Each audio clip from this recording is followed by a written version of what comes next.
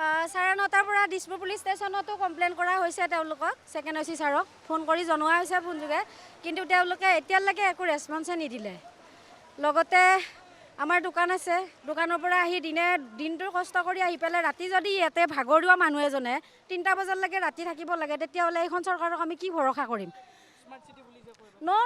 কোনো smart city নহয় doctor Hemanta Biswa Sarma ডাঙৰীয়া আহি পেলাই এবাৰ চাব লাগিছিলে জনসাধাৰণৰ কিমান হাৰাশাস্তি কৰিছে ন তেখেতে শুই আছে এচি ৰুমৰ তলত শুই আছে জনসাধাৰণক কি হেল্প কৰিব তেখেতৰ নিচিনা মন্ত্ৰী আমাক নেক্সট টাইম নালাগে আৰু মানে এতিয়া এনেকুৱা অসুবিধা হৈছে লেডিজ মানুহৰ আপোনাৰ পাচাব কৰিব লাগিছে কিন্তু এইটো ক'তো যাব নোৱাৰোঁ গতিকে কাপোৰ দি মানে বাল্টি আনি পাচাব কৰিবলগীয়া হৈছে এনেকুৱা পৰিস্থিতি হৈছে আৰু তাতে বাচ্ছা আছে বাচ্ছাটো এতিয়া শুই গৈছে একেৰাহে এচি লগাব পৰা নাই তো ঢাকি পেলাই তাক খুৱাবলগীয়া হৈছে কেনেকৈ কম উন্নয়ন বুলি আজিতো গুৱাহাটীখন এনেকুৱা হ'ব বুলি ভবা নাছিলোঁ আৰু আমিতো লখিমপুৰৰ পৰা আহিছোঁ কিন্তু লখিমপুৰৰ এনেকুৱা পৰিস্থিতি নহয় কিন্তু গুৱাহাটীত যিটো পৰিস্থিতি হৈছে লখিমপুৰত বানপানী হয় কিন্তু এনেকুৱা ধৰণৰ নহয় কিন্তু এনেকুৱা শ গাড়ী আজি কিমান মানুহ এতিয়া অকণমান আগত মই দেখিলোঁ এখন এম্বুলেঞ্চত এজন মানুহ পৰি আছে হয়তো তেওঁ ডেটেই হ'ব চাগে নহয় আমাৰো বহুত অসুবিধা হৈছে এই যান জঁটত ফচি আছোঁ ইমান এই ৰাতি অলপ মিনিষ্টাৰেও অলপ গুৰুত্ব দি এইভাৱে কামবিলাক কৰিব লাগে অলপ আগুৱাই নিব লাগে ইমান চব 2টা বজাৰ পৰা মই ফচি আছোঁ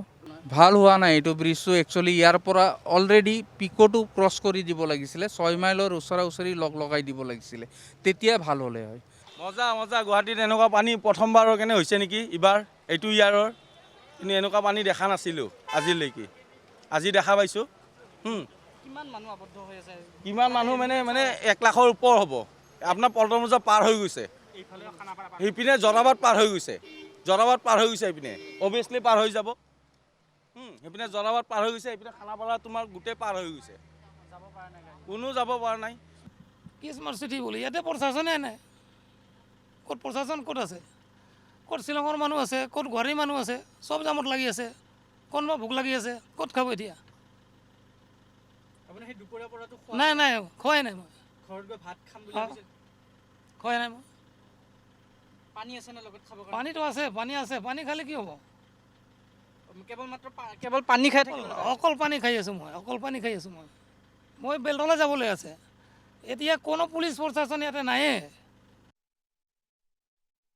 গুৱাহাটীত যথেষ্ট যান জঁট আজি এই দুৰ্ভাগ্যৰ কথা আজি প্ৰায় আমাৰ মাননীয় মুখ্যমন্ত্ৰী ডক্টৰ হিমন্ত বিশ্ব শৰ্মা ডাঙৰীয়াৰ লগত আজি বিধায়কৰ বৈঠক আছিল কিন্তু মই বৈঠক সমাপ্ত কৰি পেলাই বৰ্তমান ঘৰমুৱা হৈ যাব বিচাৰিছোঁ 3:15 পৰাই আছোঁ 3:15 পৰা ক'ৰ পৰা আহিছিলে জিএমচিৰ পৰা আহিছোঁ কি হৈছিলে প্ৰেছাৰ ষ্টক আইচিউৰ পৰা লৈ আনিছিল ডাইৰেক্ট আইচিউৰ পৰা ডিছচাৰ্জ দিছে আজি নাকত পাইপ লাগি আছে পেচাবৰ হেৰিত পাইপ লাগি আছে এতিয়া ঘৰলৈ আহিছিলোঁ নাৰেংগীৰ পৰা মাক লৈ গৈছিলোঁ মেডিকেলত বেবীটোকো লৈ গ'লোঁ সেই গধূলি 4টা বজাৰ পৰা এতিয়ালৈকে এনেকৈ আছোঁ ইপিনে গাড়ীত মা আছে পেচেণ্ট কেঞ্চাৰ পেচেণ্ট মাক দেখুৱাবলৈ নিছিল মাৰ থেৰাপি আছিলে হয় কিন্তু ৰেষ্টৰ প্ৰয়োজন আছিল নিশ্চয় কিন্তু ৰেষ্ট অকণো পোৱা নাই বেবীটো এনেকৈ লৈ আছোঁ এই 4টা বজাৰ পৰা এতিয়ালৈকে এনেকৈ গাড়ীৰ ভিতৰত থাকি চাগে অশান্তি পাইছে বিৰাট অশান্তি পাইছে সেইকাৰণে অকণ উলিয়াই আনিছোঁ আৰু উপায় নাই কি কৰিম আৰু সেই আছিল মহানাগৰিকৰ মন্তব্য ভুক্তভোগী মহানাগৰিকৰ মন্তব্য নিশাৰ ভাগৰে ভয়ংকৰ দৃশ্যাংশ আমাৰ সৈতে এই মুহূৰ্ত সংযুক্ত হৈছে আমাৰ সাংবাদিক কল্পজিৎ শইকীয়া আৰু প্ৰাঞ্জল বৰুৱা আমি দুইজনৰ কাষলৈ পোনপটীয়া সম্প্ৰচাৰত এই মুহূৰ্তত যাব বিচাৰিছোঁ কল্প প্ৰাঞ্জল আপোনালোকৰ কাষলৈ আহিছোঁ গুৱাহাটী মহানগৰীত যিহেতু আজিও এনেধৰণৰ পৰিৱেশে বিৰাজ কৰিছে কল্প প্ৰাঞ্জল আপোনালোকৰ কাষলৈ যোৱাৰ আগতে মই কৈ ল'ব বিচাৰিছোঁ সেইসকল লোকক যিসকল লোকে বিভিন্ন প্ৰান্তৰ পৰা অসমৰ মহানগৰীলৈ আহিম বুলি ভাবি আছে যিসকলৰ সন্তানে হয়তো আবদাৰ কৰিছে যে মহানগৰীত তেওঁলোকে চিৰিয়াখানা চাব কলাক্ষেত্ৰ চাব তেওঁলোকক আমাৰ পৰামৰ্শ গুৱাহাটী মহানগৰীলৈ এতিয়া নাহিব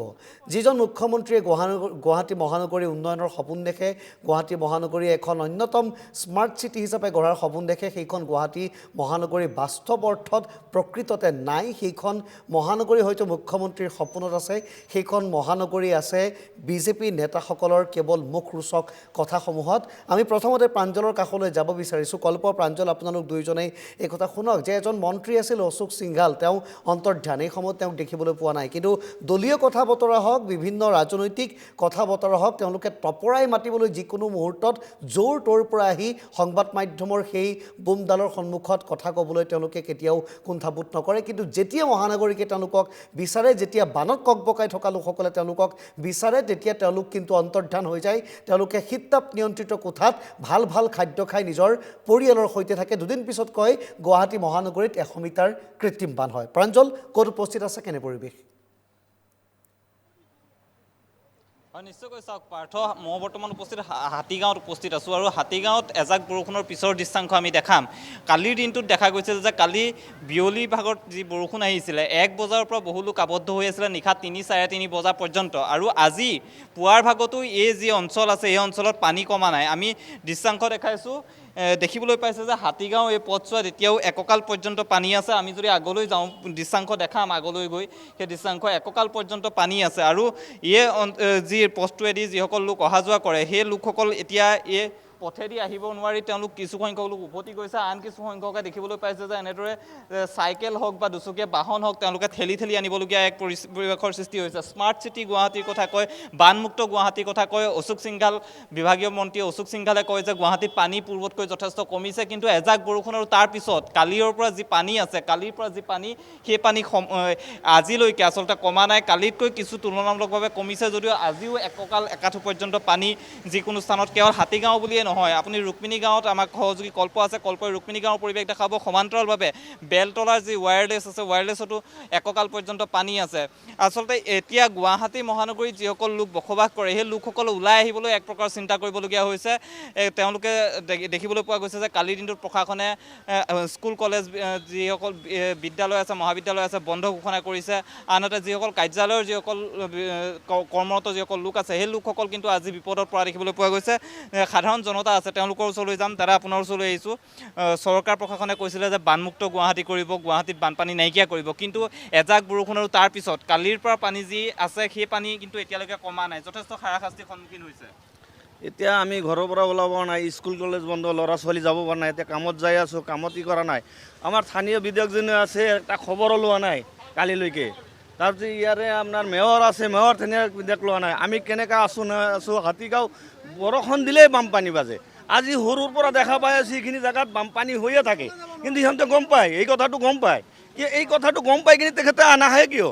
তাৰপিছত ইয়াৰে আমাৰ কাউন্সিলাৰ আছে, সিও মানে ঘৰৰ ভিতৰত থাকে, খালি ডাঙৰ ডাঙৰ লেকচাৰ মাৰি কৰে, কিন্তু ক'ব পৰা নাই। আজি অতুল বৰীয়া ডাঙৰীয়া, তেখেতে বিধায়ক, স্থানীয় বিধায়ক, তেখেতেও আহি এটা খবৰ লোৱা নাই। আমি কি অৱস্থাত আছোঁ, কেনেকৈ গৈছে, মোৰ ল'ৰা ছোৱালী কেনেকৈ গৈছে।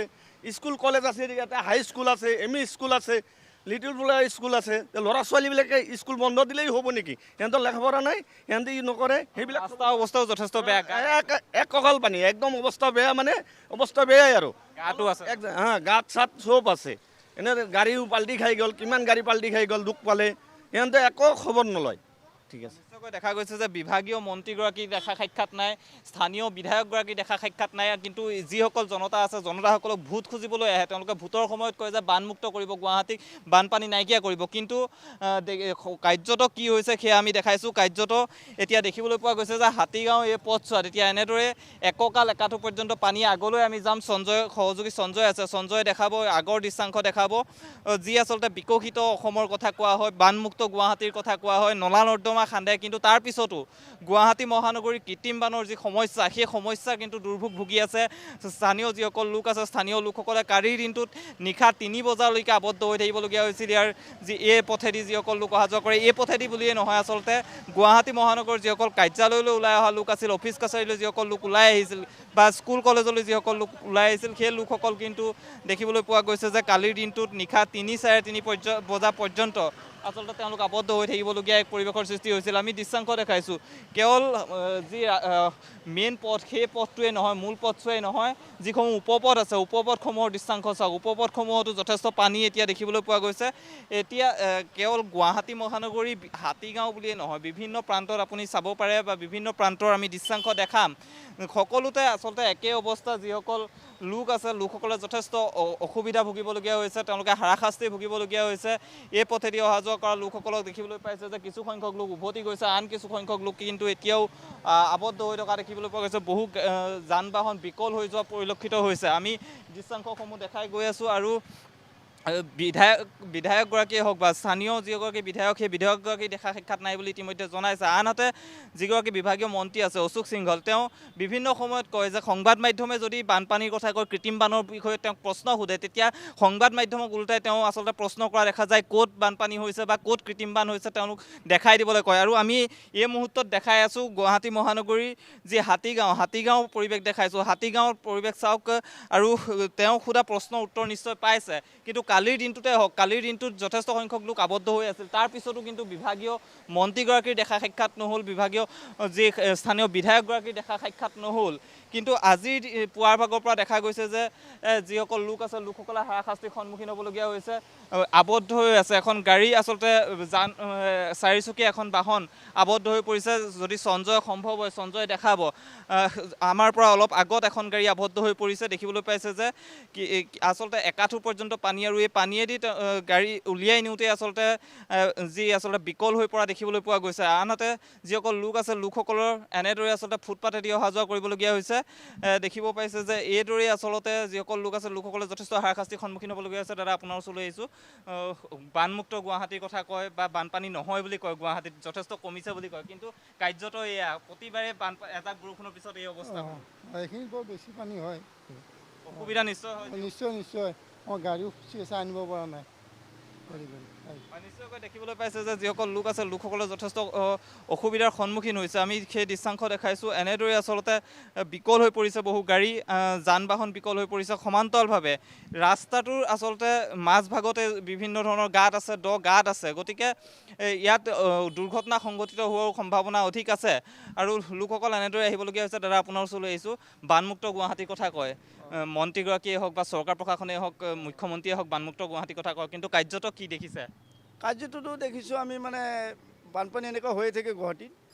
মানে ধৰক এইবিলাক চৰকাৰে মানে এইবিলাক চোৱা মেলা নকৰে, মানে ৰাইজৰ মানে বহুত অসুবিধা হৈছে। ৰাইজৰ মানে অসুবিধা হৈছে, মানে চবতকৈ বেছিভাগ অসুবিধা হৈছে স্কুলৰ ল'ৰা ছোৱালীবিলাকৰ। এইবিলাক যোৱা হোৱা গাড়ী নাপায়, ৰিক্সা নাই, বহুত এইবিলাক মানে কি ক'ম আৰু। যেতিয়া নিৰ্বাচন আহে, ভোট খুজিব আহে, তেতিয়াতো মানুহক প্ৰতিশ্ৰুতি মানে দিয়ে যে এনেকুৱা মানে পানী কেনেকৈ ওলাই খাব লাগে, সিহঁতে মানে টেকনিক জানে। সেইবিলাক পলিটিক্স কৰা মানুহ হয়। আপোনালোকে ভোট দিয়ক, আপোনালোকে মই হেৰি কৰি দিম, অমুকা দিম, তমুকা দিম, আঁচনি দিম, তাচনি দিম, এইবিলাক কৈ কিনে লৈ কিনে বাছ সিহঁতে ৰজা হৈ যায়, আৰু তোমালোকে দুখীয়া মানুহ আছে দুখীয়াই থাক, এনেকৈ আৰু কথাটো।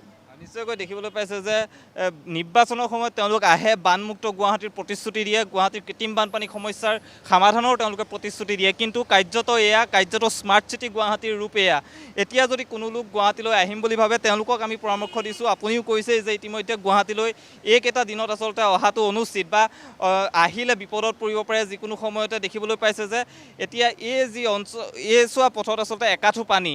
আমি উপপথ দেখাইছোঁ, এইটো নতুন পথ, উপপথ দেখিবলৈ পাইছে যে উপপথত কিমান পানী, এককাল পৰ্যন্ত পানী এইটো উপপথত। আনহাতে ইয়াত যিটো মূল পথ আছে, মূল পথটোতো আমি দৃশ্যাংশ দেখাইছোঁ, যথেষ্ট পানী এতিয়া আছে। এনেদৰে যিসমূহ যান বাহন আছে, যান বাহন বিকল হৈ পৰা দেখিবলৈ পোৱা গৈছে। বিভিন্ন যিসকল অফিচ কাছাৰীলৈ যিসকল লোক ওলাই আহিছিল, সেই লোকসকল বিপদত পৰা দেখিবলৈ পোৱা গৈছে। দেখিবলৈ পাইছে যে গাড়ী।